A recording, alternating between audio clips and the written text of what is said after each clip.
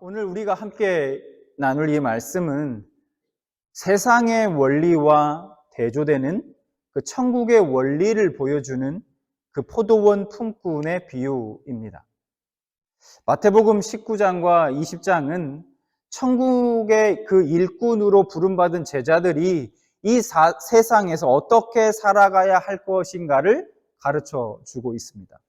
그래서 그 중에 오늘 우리가 볼 20장의 말씀, 이 20장의 말씀이 우리에게도 저와 여러분에게도 매우 중요한 말씀일 것입니다. 예수님께서 포도원 품꾼의 이 비유를 말씀하게 되신 그 이유가 있습니다. 그것은 바로 베드로의 질문 때문이었습니다. 어떤 질문이었나 하면 마태복음 19장 27절 말씀을 보니까 베드로가 이렇게 예수님께 질문합니다. 이에 베드로가 대답하여 이르되 보소서 우리가 모든 것을 버리고 주를 따랐사온데 그런즉 우리가 무엇을 얻으리이까? 베드로의 질문은 바로 보상에 관한 문제에 대해서 질문한 것입니다. 보상이요. 그러니까 우리가 이만큼 했으니까 예수님 우리가 이만큼 했습니다. 모든 것을 버리고 우리가 주님을 이렇게 쫓았습니다. 그러니 우리에게 이제 돌아오는 것이 무엇입니까? 우리에게 주어지는 상이 무엇입니까? 보상이 무엇입니까? 이런 질문인 것이죠. 그러면 베드로는 예수님께 왜 이런 질문을 하게 되었을까요? 한 부자 청년이 예수님을 찾아왔습니다. 예수님은 그 부자 청년에게 너의 가진 모든 소유를 팔고 그리고 나를 따르라. 그리고 팔고 나눠주고 나를 따르라. 그렇게 예수님께서 그 부자 청년에게 요청하셨습니다. 그런데 예수님의 그 요청에 부자 청년은 자신의 그 소유가 너무 많음으로 근심하며 돌아가게 됩니다. 그래서 19장 22절에 이렇게 말씀하죠. 그 청년이 재물이 많음으로 이 말씀을 듣고 근심하며 가니라. 베드로는 그 돌아가는 부자 청년의 뒷모습을 보면서 예수님께 바로 이 질문을 한 것입니다. 보상에 대한 질문. 우리는 이 질문을 하는 베드로의 의중이 정확히 무엇인지는 알 수 없습니다. 예수님께서는 이 베드로의 질문에 대해서 그저 보상이 있을 것이다 라는 그 원칙적인 답을 주십니다. 19장 28절 29절 예수께서 이르시되 내가 진실로 너에게 이르노니 세상이 새롭게 되어 인자가 자기 영광의 보좌에 앉을 때에 나를 따르는 너희도 12 보좌에 앉아 이스라엘 12지파를 심판하리라. 29절 또 내 이름을 위하여 집이나 형제나 자매나 부모나 자식이나 전토를 벌인 자마다 여러 배를 받고 또 영생을 상속하리라. 그런데 이 28절과 29절을 말씀하신 이후에 이어진 30절에서 예수님께서 이렇게 베드로에게 말씀하십니다. 19장 30절 그러나 먼저 된 자로서 나중되고 나중된 자로서 먼저 될 자가 많으니라.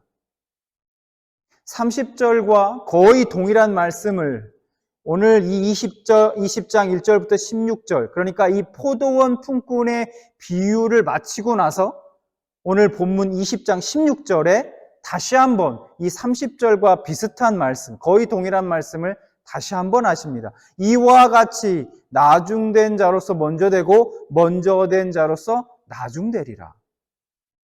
19장 30절을 보면 그러나로 시작하고 있죠. 그러나 이 그러나라는 접속사로 시작하고 있어요. 즉 이게 무슨 얘기냐? 이 포도원의 품꾼의 비유가 보상이 있다는 그 예수님의 답변에 대한 주의사항으로서 주어졌다는 것입니다. 명심해야 할 이런 보상이 있을 거야. 너희들이 모든 것을 버리고 나를 따랐어. 그래서 너희에게 이런 보상이 있을 거야. 그러나 이런 것들을 너희들이 주의해야 해. 명심해야 해. 라고 말씀하고 있는 것이죠. 12 제자들은 누구보다 먼저 주님의 제자가 된 사람들입니다. 때문에 뒤늦게 예수님을 따라다니던 사람들보다 상대적으로 많은 헌신을 했을 거예요. 따지고 보면 베드로는 주님께서 말씀하신 먼저 된 자에 속하는 사람입니다. 어쩌면 모든 소유를 팔고 따르라는 그 예수님의 요청에 그 부자 청년이 근심하며 돌아가는 뒷모습을 이렇게 보면서 베드로는 의기양양하게 예수님께 이 질문을 했을지도 모르겠습니다. 우리는 저 청년과 같지 않고 우리는 모든 것을 하나님 버리고 예수님을 쫓았습니다. 그러니 우리에게 어떤 보상이 있을까요, 주님? 의기양양하게 어쩌면 이 질문을 예수님께 했을지도 모르겠습니다. 나중된 자인데 보니까 그 청년을 보니까 자기보다 그 청년은 나중된 자인데 보니까 돈도 많고 거기다 계명을 너무나 잘 준수하고 있는 경건한 사람이고 하니 그 모습이 어찌 보면 좀 아니꼽게 느껴졌을지도 모르겠습니다. 어쨌든 예수님은 지금 베드로를 비롯한 먼저 된 자들의 그 내면을 보시고 제자들의 그 그릇된 동기 그리고 오해를 바로잡아 주려고 하셨던 것입니다. 우리가 무엇을 얻으리까? 라는 이 우리의 본성에 바탕한 이 질문은 사실 베드로만이 질문이 아니라 우리 모두가 가지고 있는 것이기도 합니다. 거래의 원리, give and take의 원리가 작동하고 있는 이 세상.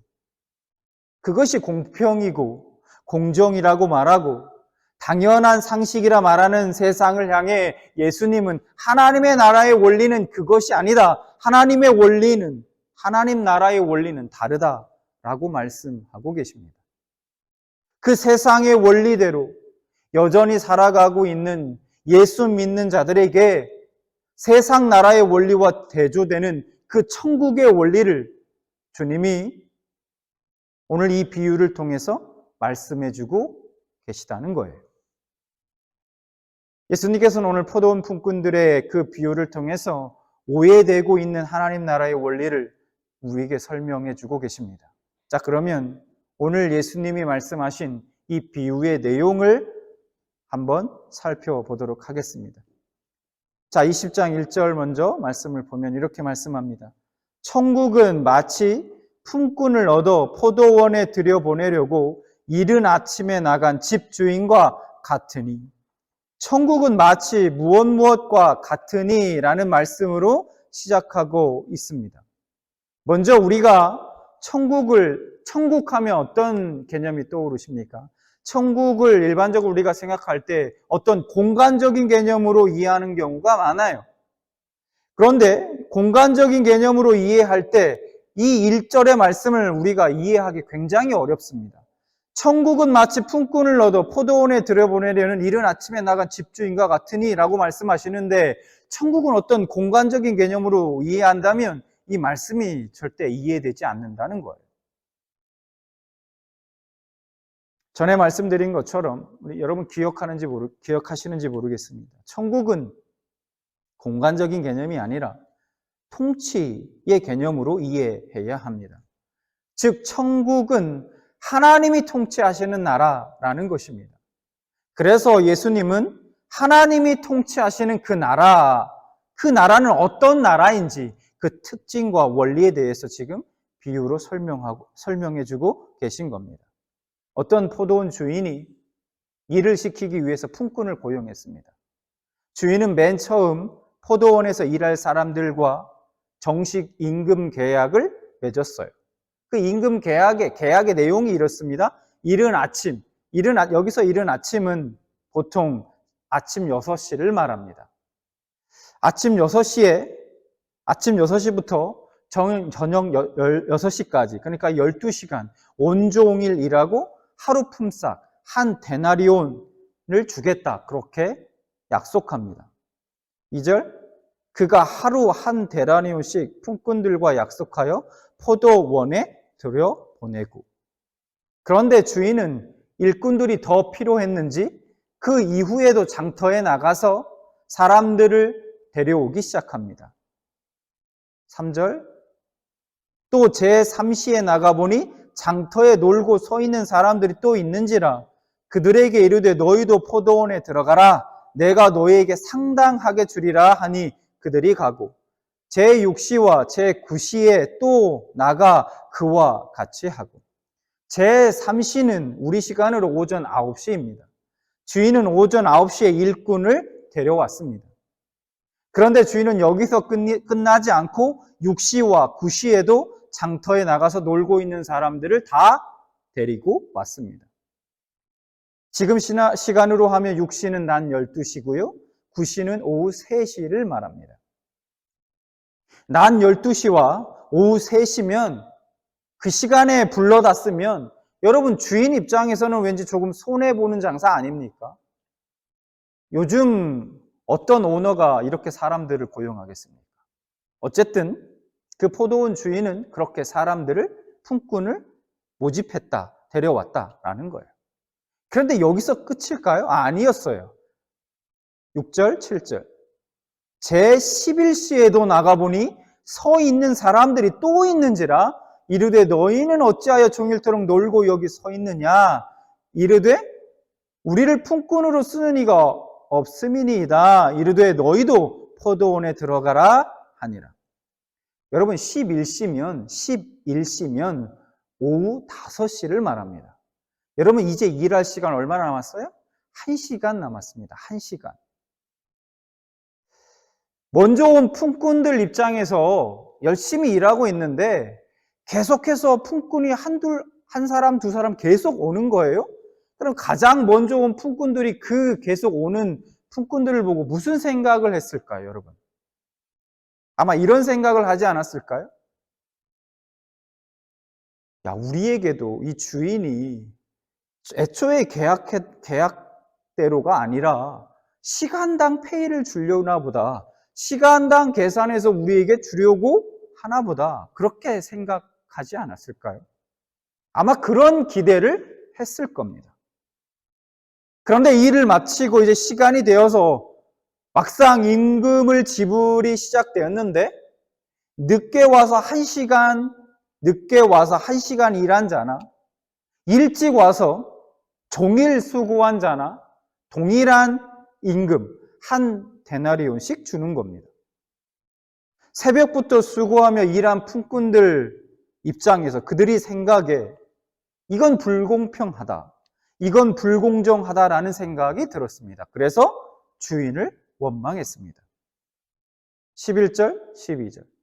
받은 후 집 주인을 원망하여 이르되 나중 온 이 사람들은 1시간밖에 일하지 아니하였거늘 그들을 종일 수고하며 더위를 견딘 우리와 같게 하였나이다. 이 품꾼들의 논리가 여러분 가만히 보십시오. 지금 얘기하고 있는 이 품꾼들의 논리가 처음 예수님께 질문했던 베드로의 질문 속에도 그대로 녹아 있습니다. 저 부자 청년보다 우리는 가장 먼저 예수님을 위해서 모든 것을 버리고 우리가 예수님을 쫓았지 않습니까? 그러니까 우리에게 어떤 보상이 주어질까요, 주님? 그 베드로의 질문이 이 품꾼들의 질문 속에 다 녹아 있다는 거예요. 먼저 왔고 더 말이 이랬는데 이게 뭐냐는 겁니다. 이거 불공평하고 불공정하지 않냐는 거예요. 그런데 여러분 솔직히 우리도 베드로나 먼저 온 품꾼들의 그 항의에 더 공감이 가는 것이 사실 아닙니까? 솔직히 더 공감 갑니다. 저와 여러분들도 아마 이 상황이었다면, 이 품꾼이었다면, 가장 먼저 온 품꾼들이었다면 주인에게 이렇게 항의했을 가능성이 높습니다. 그렇죠? 새벽부터 와서 한낮에 그 떼약볕을 견뎌가며 일을 했는데 뒤늦게 와서 1시간 일한 사람들과 같은 대우를 받는다는 건 합당하지 않다고 여길 수 있습니다. 언뜻 보면 그들의 말은 굉장히 논리적이고 합리적인 것 같습니다. 그런데 그 밑바탕을 자세히 보면 그들이 그렇게 얘기하고 있는, 원망하는 그들의 밑바탕에는 인간의 이기적 본성이 깔려 있습니다. 세상의 문화와 세상의 논리는 그러할지 몰라도 예수님께서 꿈꾸셨던 나라는, 그 하나님의 나라는 그런 것이 아닙니다. 누구보다 먼저 예수님을 따라다니며 함께했던 제자들이야말로 예수님과 더불어 하나님 나라를 꿈꾸며 완성해 가야 하는데, 여전히 인간의 악한 본성의 그 바탕한 세상의 논리를 버리지 못했던 것입니다. 이런 품꾼들의 원망의 주인이 이렇게 대답합니다. 13절부터 15절까지 말씀을 보겠습니다. 주인이 그 중에 한 사람에게 대답하여 이르되, 친구여, 내가 내게 잘못한 것이 없노라. 내가 나와 한 데나리온을 약속하지 아니하였느냐? 내 것이나 가지고 가라. 나중 온 이 사람에게 너와 같이 주는 것이 내 뜻이니라. 내 것을 가지고 내 뜻대로 할 것이 아니냐? 내가 선함으로 네가 악하게 보느냐? 포도원 주인은 네 것을 가지고 내 것을 가지고 내가 주는데 왜 그러느냐? 내가 너희에게 뭘 잘못한 것이 없는데 왜 잘못했다, 악하다 말하느냐?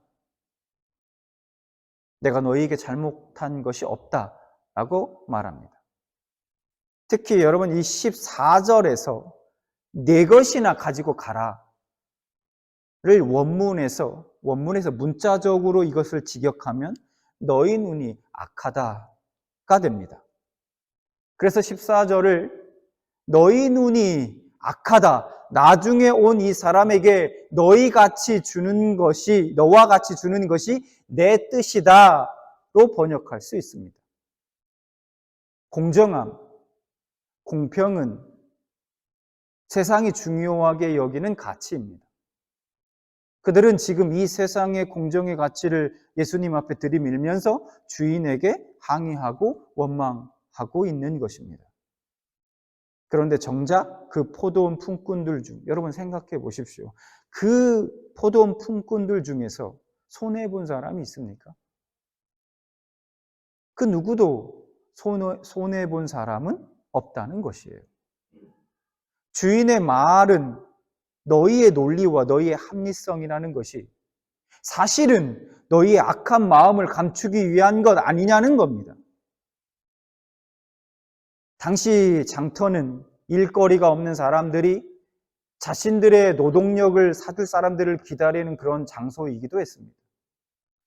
요즘으로 말하면 새벽 인력 시장과 같은 곳이었습니다. 품꾼들이 장터에 모여서 자신들을 고용해 줄 사람들을 애타게 기다리고 있었습니다. 당시 하루 벌어 하루 먹고 사는 사람들에게 하루 일을 구하지 못하면 그의 아내와 사랑하는 아내와 자녀들이 굶주림을 겪어야 했습니다. 먼저 온 품꾼들도 여러분 이 사실을 알고 있었을까요? 모르고 있었을까요? 알고 있었을 겁니다. 그들도 같은 처지였을 거예요. 포도원 주인이 불러주었기 때문에 그들은 오늘 그 가족과 함께 먹을 수 있게 된 것입니다.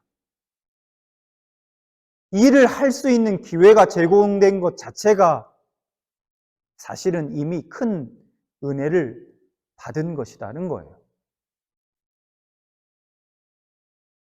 당시 저녁 5시에, 여러분 말씀을 보면 저녁 5시에 해당하는 제11시까지도 일을 얻지 못해 애태하는 사람들이 그 장터에 여전히 있었습니다. 그렇죠?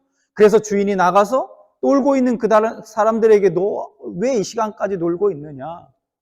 일거리가 없어서, 저희들을 써주는 사람들이 없어서 이렇게 저희가 놀고 있는 겁니다. 라고 말하지 않았습니까? 당시에 5시에 해당하는 제11시까지도 일을 얻지 못해 애태하는 그런 사람들이 있었다는 거예요. 그것만 보아도 여러분 새벽 6시경에 이른 아침에 일할 수 있는 기회가 제공된 것 자체가 여러분 얼마나 큰 은혜입니까?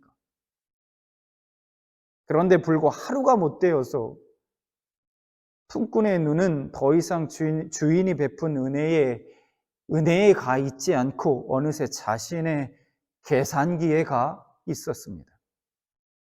그의 눈이 악해진 것입니다. 거래의 원리가 아닌 은혜의 원리에 따라 부름받은 품꾼이 자신이 받은 은혜를 세상의 원리로 덧칠해서 지금 불평하고 있습니다. 그런데 이것이 사실은 저와 여러분의 모습일 수도 있습니다. 화장실 들어갈 때와 나올 때 다른. 비록 오후 5시가 되도록 써주는 사람이 없어서 빈둥거려야 했던 사람들도 사랑하는 가족들과 하루를 먹고 살기 위해서는 여러분 그 한 데나리온이 필요했습니다. 주인은 일감을 얻을래야 얻을 수 없었던 그 실업자들의 마음을, 그 아픔을 알고 있었고 일감을 얻지 못해 돌아가게 될 그 가정의 빈궁함, 그 굴욕감, 그 상실감을 뼈아프게 알고 있었습니다. 주인은 그것을 알았기에 그들이 얼마나 일을 했는가에 대한 계산이 아니라 그들의 하루 필요라는 그 기준에서 그 필요를 채워 주었던 것입니다. 이것이 바로 은혜입니다. 은혜. 이 은혜가 바로 하나님 나라의 통치 원리인 것입니다. 여러분 1절 말씀을 다시 볼까요?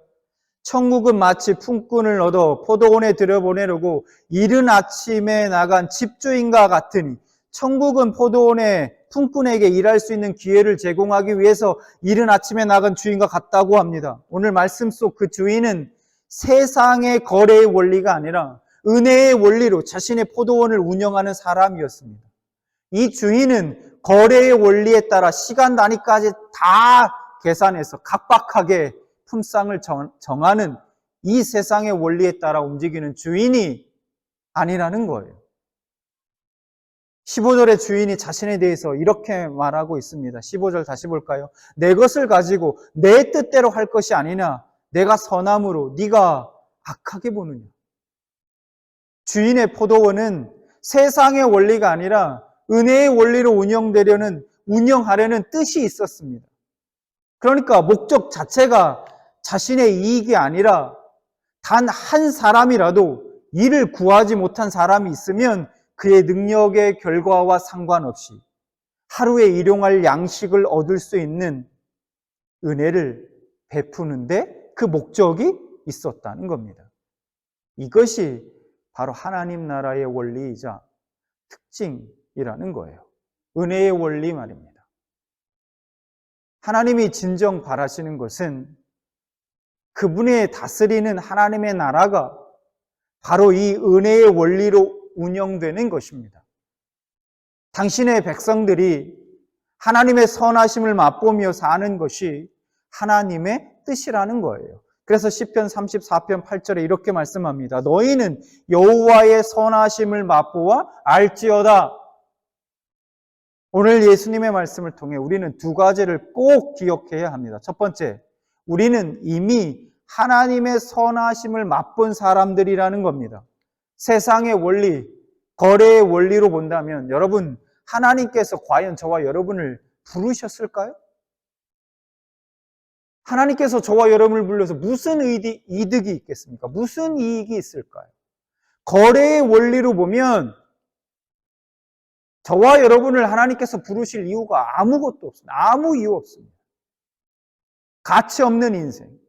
살다가 그냥 사라져버릴 인생들인데 하나님의 은혜의 원리 그 덕분에 우리는 부름받은 겁니다. 해서 우리는 이미 은혜의 원리 속에 들어와 있다는 그 사실을 잊지 말아야 합니다. 남들과 비교하며 내가 받을 몫을 계산하는 것은 은혜 속에 들어와 있는 우리에게 합당하지 않는 모습입니다. 거래의 원리로 보는 순간 모든 관계가 틀어지고 깨어지게 되어 있습니다. 부부 관계도요, 마찬가지고요. 친구, 동료와의 관계도 마찬가지입니다. 우리 공동체 안에 형제, 자매와의 관계도 심지어 하나님과의 관계도 마찬가지예요. give and take, 준 만큼 받는 것, 받은 만큼 주는 것, 이것이 공정이고 공평이다. 이런 암묵적인 거래의 원리로 다른 누군가를 바라보고 있는 이상 여러분 원망과 불평은 당연하게 따라올 수밖에 없습니다. 그리고 그 관계는 좋을 수가 없어요. 깨어질 수밖에 없습니다. 오늘 본문 속 먼저 온 품꾼들처럼 말입니다. 내가 더 많이 봉사하고 내가 더 많이 헌신했는데 아니 왜 저 사람이 더 인정받지?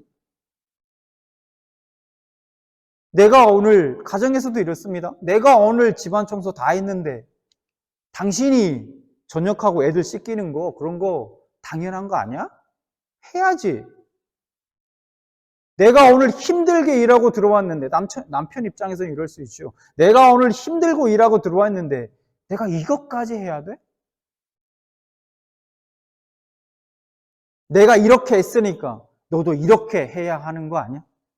내가 이만큼 했으니까 내가 이만큼 받아야 하는 거 아니야? 이와 같은 거래의 원리는 하나님 나라의 통치 원리가 아니라는 거예요. 두 번째, 내가 그 은혜를 받았고 그 은혜를 아는 사람이라면 나도 똑같이 그 은혜의 원리로 다른 사람을 바라봐야 한다는 겁니다. 적어도 예수 공동체 안에서는 그래야 합니다. 그래야 받을 것 받고 줄 것 주는 그 거래의 원리로 움직여지는 이 세상 속에서 우리 공동체가 대한 공동체가 될 수 있는 겁니다. 여러분 만약에 그렇지 못하다면 우리 공동체가 세상과 다를 것이 없다면 여러분 그 존재 목적이 무엇이 있겠습니까? 예수님의 제자들이 만들어갈 공동체가 세상과 다른 원리로 움직이지 않는다면 그들의 존재 의미는 없는 것입니다. 우리는 모두 특별한 은혜로 부름받은 사람들입니다. 저와 여러분은 특별한 은혜로 부름받은 사람들이에요. 남들 일자리 구하지 못하고 막 발 동동 구르고 있을 그때에 저와 여러분은 일찍부터 부름받은 사람들이라는 겁니다. 우리가 이제는 은혜 입은 사람답게 그 은혜의 원리로 이웃들을 바라보고 섬겨야 할 것입니다. 거래의 원리 말고 세상의 원리 말고 하나님 나라의 원리, 그 은혜의 원리로 세상을 보고 이웃을 보고 내 남편을 보고 내 아내를 보고 내 자녀를 보고 형제 자매를 보기를 원합니다. 이제 우리는 가진 것 버리지 못해서 그 돌아가는 풀 죽은 그 부자 청년의 뒷모습을 보고 같이 안타까워할 줄 알아야 합니다. 빈손으로 돌아갈 뻔하다가 마지막 1시간을 남겨놓고 부름받아 가족을 부양하게 될 수 있었던 그 동료를 보고 손잡아주면서 야 정말 잘 됐어. 원망하는 것이 아니라 그 마지막 처음 왔었던 그 품꾼들처럼 손을 잡아주면서 그래 너도 이제 가족들을 오늘 하루 먹을 것을 사갈 수 있게 돼서 너무 감사해. 잘 됐어. 함께 기뻐할 줄 알아야 한다는 거예요. 그래서 이른 새벽부터 늦은 오후까지 부름받은 사람들이 모두 모여서 여호와께 감사하며 찬송해야 하지 않겠습니까? 그래서 시편 기자 107편 1편에 이렇게 하나님을 찬송합니다. 여호와께 감사하라. 그는 선하시며 그 인자하심이 영원함이로다. 이것이 바로 예수님이 꿈꾸셨던 하나님 나라의 모습일 것입니다. 그리고 우리를 통해 이 땅에 이루어지길 원하시는 하나님 나라의 모습이기도 합니다. 여러분 우리 중에 누가 먼저 된 자이건 나중된 자이건 그런 거 상관없습니다. 우리 모두는 하나님의 은혜를 잊고 살아가고 있습니다. 그렇다면 이제 세상의 원리가 아닌 은혜의 원리로 우리에게 주어진 영역들을 하나님 나라로 일구어 가야 할 것입니다. 여러분이 속한 모든 곳에서 하나님 나라의 그 은혜의 원리로서 천국을 이루어 가시는 여러분들 되시길 진심으로 소망합니다.